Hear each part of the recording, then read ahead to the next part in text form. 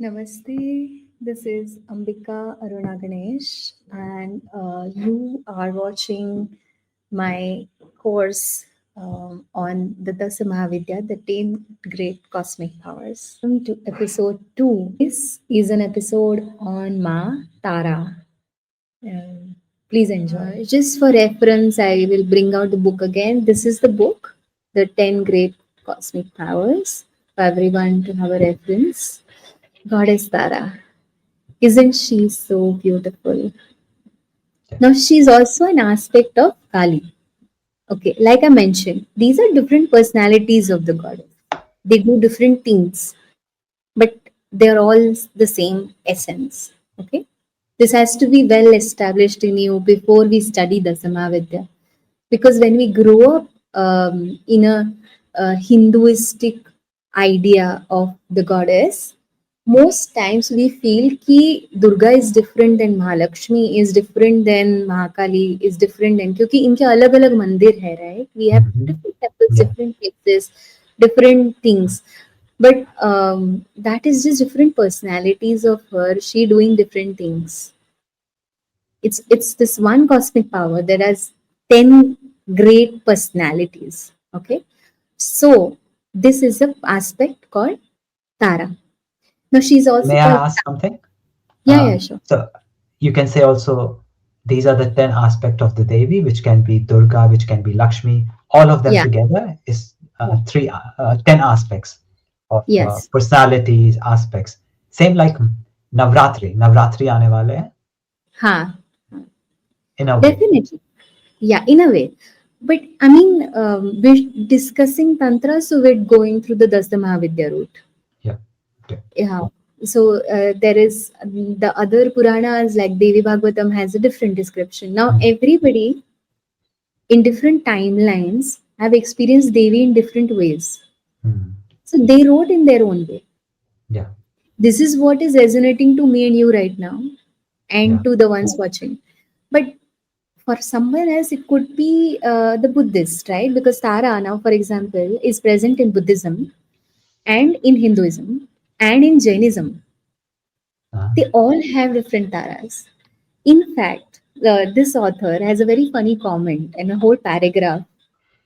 He says, we had so many goddesses. Why did you even have to borrow Tara to Hinduism? We already had so much. We didn't need this. So she is actually a very late addition to the DasMahavidyas. But the are you Tantric saying tradition, that Buddhism had before Hinduism got yeah, Tara? yeah, Okay. and also so Buddhism came, created the whole aspect of Tara, and then Okay. Hinduism basically borrowed it from there. Oh, I would think other way around that maybe we had Yeah, because Tara Hinduism and is a much, much older yeah, religion, but yeah. actually, in terms of Tara, that's not true. Okay. Yeah, and there might be more references that I'm not aware of, but this is the reference I have for now. एक चीज तारापीठ जो है वो same तारा है या फिर वो different तारा है? Which one? तारापीठ का Sorry. मंदिर जो शक्तिपीठ है. No, this is the same Tara. Yeah, Okay. we're Yeah. talking about the same Tara. Yes. So she is one of the Shakti Peeths, and she is one of those amazing goddesses. They're one who's uh, known to take you across the ocean of samsara. Okay, so Tarini or Taraka or the word tar means to get something afloat, carry something, or ferry it. Literally in English would mean Ferry, ferrying it. So she ferries people through difficult times. Okay. So when the dark night of the soul hits you and Mahakali doesn't show any compassion, you go to her. That's the idea. Yeah. Okay. So Yeah. she will guide you in that period of time when it is the hardest for you. So Tara is called Prajaņa Páramitá, means one who attained the shore of consciousness, one who went through, the tumultuous sea, the actual waves, the struggle, and arrived. attained the shore of consciousness. Okay. Now she is one to evoke in the nights of fear, especially caused due to natural calamities, like animals attacking you in the forest, or robbers, or even ghosts. So her job is to, she's like a crisis champion, basically. Okay. She's not to be called upon for, that you want to get groceries. No. Mm. There's a different goddess for that. We'll get to that. But right now, this one is only for emergency. This is the 911 of Okay. Tantra. Yeah. So she quickly grants the desired ends and favors and guards the crossroads. So when you're on the crossroads, she will guard you. Her mantra is very beautiful, one of my favorite, and also playing this in background really helps when someone is going through a lot. It's called Om Tare Tuttāré Turé Swáhá. Oh, yeah. Sounds No, like it's also in Buddhism, right? yes, yes. Yeah. That's Yeah. why now you know the Yeah. connection. Yeah. So she has been mentioned in terms of crossing waters, navigation. That's her general description in all three: Jainism, Buddhism, and Hinduism. Yeah. Yeah. She's also has this very interesting reference that she was the enabler for Shiva to hold the poison in his Mm. throat. She's the one who gave the shakti. She was the savior or the carrier that time for even Shiva to the path of safety, and actually to save the world from the halahal, which is the poison that came out of the Samudra Manthan. Yeah. Okay. Now in Sanskrit, Tara comes from the root TR. Now what does that mean? It means to traverse, the one who traverses in space and acts as guiding light. Okay. Now this is the first aspect of Tara. Now the second aspect of Tara is equally magnificent. She's also called Neela Saraswati. Mm. Now, Neela Saraswati is basically Saraswati that we know, the goddess of knowledge, wisdom, kala, art, right? But Neela Saraswati is actually worshipped by people to attain power of speech. Like they want to take the room, with their magnificence of their power of speech. Vaka Shakti, which is called, Yeah. Mhm. or acquisition of knowledge. Like someone wants to be a good Pandit, someone wants to be an expert on something, they need to pray to Neela Saraswati because she's not only the giver of wisdom, but she'll make sure that you are sharper and you're better in the room. Okay. So Yeah. Tantra doesn't, like I said earlier, I just want to highlight that the creation is as important as the creator for tantrikas or in Tantra. So we work on getting better in this world also. It is not like Vedantics that we go and, we become ascetic or we leave the world. It is not in negation of the world. Hence, these aspects are present that you have a goddess to do all this also because you want to enjoy. It's a it's a path of indulgence, and indulgence in every way. So she's also called the Adya Spanda. Adya means the foremost, Spanda is the vibration. Now, what is that? That is the sound of Om that you may already know, right? The primordial throb, which starts with vibration that makes the sound Om. Basically, she's the womb of a thing or an idea. So, if you were to have a beautiful idea, like for example, I had this to share this course, this is the womb, this is the place where it's born. Okay. But she's not the one who gives birth, that's a different aspect. But this is the womb. Okay. So stay with me. Okay. Now, Tara is the Interesting. force whose sound symbol is Om. Now, all of them have sound symbols, by the way. And all of them have different ways in which they are evoked. So, Krim we learned before. So, this in this one, it is Om. Okay. Okay. Now, Tara is the Pashyanti Vak, meaning what? the sound substance of all these sounds. Now, recently I went to a sound garden, which is like sounds out of rocks, metal, spoons, and stones and sand and all that. And I realized that I have heard music in a certain way all my life, but actually, if you can hear the crickets in the background where I'm sitting, or in your background, if there is a sound, there is a certain substance to it. And we sometimes, when we are meditating, we connect to the substance of it and we don't label it, right? We don't label the sound as cricket, but there is some substance to it. That is where Tara resides. The source of all speech, the source of all speech, from where every word, because Om, right? Om is the pre-model, the first word ever, first sound ever. So she's the source of that sound and speech. Okay. Thus, she's the savior, fairing the aspirant, which is basically a spiritual seeker, across troubles and tribulations by granting ultimate knowledge. Because she can go to the source of things. Now she has three personalities. Now Kali had two, right? This one has three personalities. We already saw Neela Saraswati, but there are two more. One is called Ugra Tara. Now, this is again the destruction aspect. How Dakshina Kali was there, right? Yeah. Sound force that scatters the stubborn stillness. When destruction is meant to happen, when something new wants to be created, a lot of gurus will tell you go in silence. That why that is work that is a very important practice is because Ugritara will anyway come and scatter the stillness. She will come and scatter the mind that you have before, of the version before.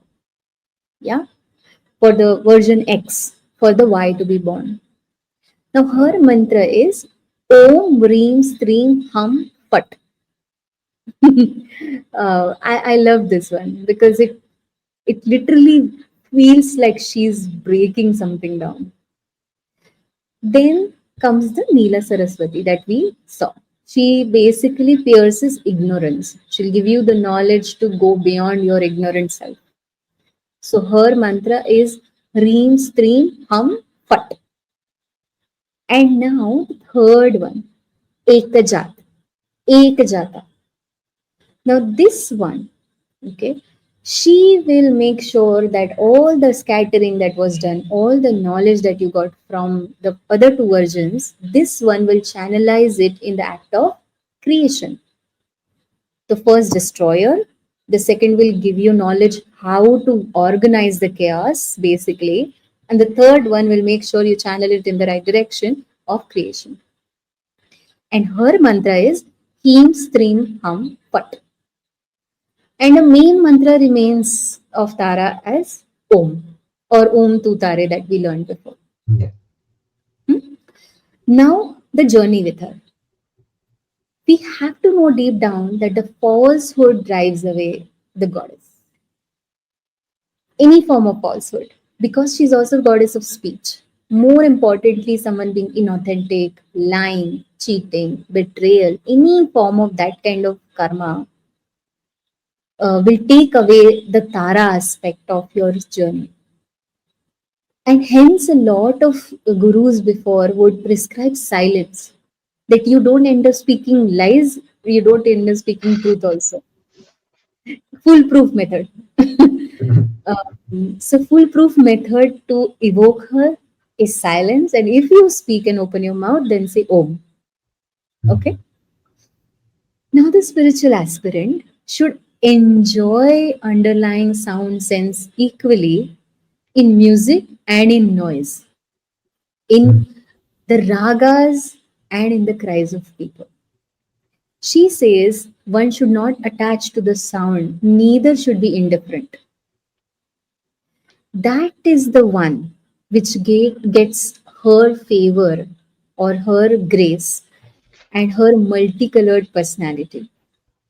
then you'll experience all three aspects of her. So the very very this also refers to this one aspect of Advaita. I'm getting reminded of J. Krishnamurti, where he says, when you see something, for example, we see this cup, yeah, and this cup, if I don't call it a cup, it's just a shape. Something is written on it. There is some color to it. There is a body to it. And it may hold, right now it's holding tea, but it may hold poison, or it may hold nectar, or it may hold nothing, space, right? So before we called it the cup, how we experience life is the life of a enlightened master, where there is no labeling to something. So in terms of sound also, when we get to the substance of the sound, which is Tara all about, that substance allow us to get detached from the forms and shapes of the world. And then why she's evoked only at the very peak of your struggle is because that is the time you're ready to let go of that aspect, right, of form and shape. That is the time you want enlightenment at any cost, because you're so badly suffering, or you're at the end of your tether, you know.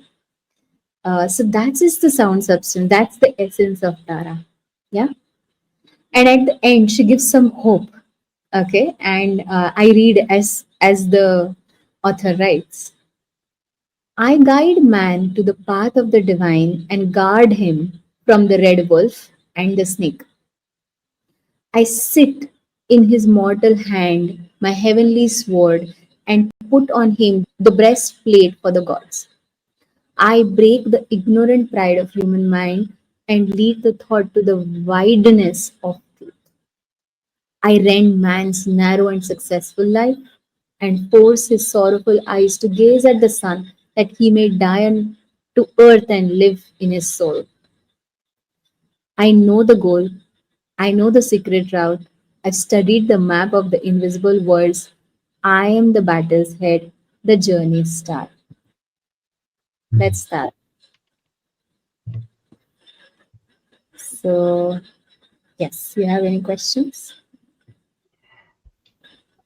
Uh, in the passage, it said the wolf, mentioned wolf. What does that refer to? Uh, I don't know exactly, but I'm going to give you what I have understood. Hmm? Wolf and the snake are two most sneaky Hmm. predators.